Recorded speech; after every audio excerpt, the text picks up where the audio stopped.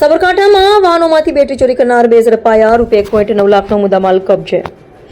સાબરકાંઠા જિલ્લામાં રાત્રિના સમયે ટ્રેક્ટર, હિટાચી, આઈશર સહિતના વાહનોમાં બેટરી ચોરી કરી તરખાટ મચાવનાર 2 આરોપીઓને લોકલ ક્રાઇમ બ્રાન્ચની ટીમે ઝડપી પડ્યા છે. પોલીસે તેમની પાસેથી કુલ 8 બેટરી સહિત કુલ ₹1,09,000નો મુદ્દામાલ કબજે કર્યો છે. પકડાયેલા આરોપીઓની પૂછપરછ દરમિયાન હિંમતનગર ગ્રામ્ય, હિંમતનગર ડિવિઝન અને ગાંભોઈ પોલીસ સ્ટેશન વિસ્તારમાં નોંધાયેલા કુલ 7 બેટરી ચોરીના ગુનાઓનો ભેદ ઉકેલાયો છે.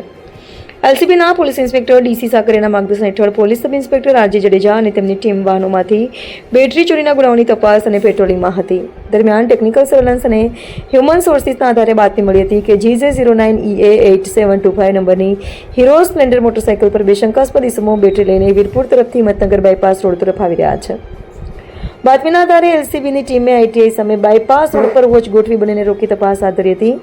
મોટરસાઇકલની વચ્ચે રાખેલી બેટરી અંગે પૂછતા બંને કોઈપણ આધાર પુરાવા રજૂ કરી શક્યા ન હતા, જેના આધારે પોલીસે બેટરી કબજે કરી એક આરોપીની અટકાયત કરી હતી, જ્યારે તેની સાથે રહેલા કાયદાના સંઘર્ષમાં આવેલા એક બાળકિશોરને ડિટેન કરવામાં આવ્યો હતો.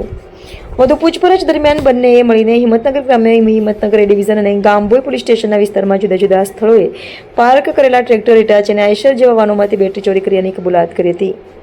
આરોપીઓના કબૂલાતના આધારે પોલીસે કુલ 8 બેટરી કિંમત ₹1,09,000નો મુદ્દામાલ રિકવર કરી વિવિધ બેટરી ચોરીના ગુનાઓનો સફળતાપૂર્વક ભેદ ઉકેલ્યો છે. પોલીસે આરોપીઓ સામે કાયદેસરની કાર્યવાહી હાથ ધરી વધુ તપાસ શરૂ કરી છે. HK news, Sabarkantha.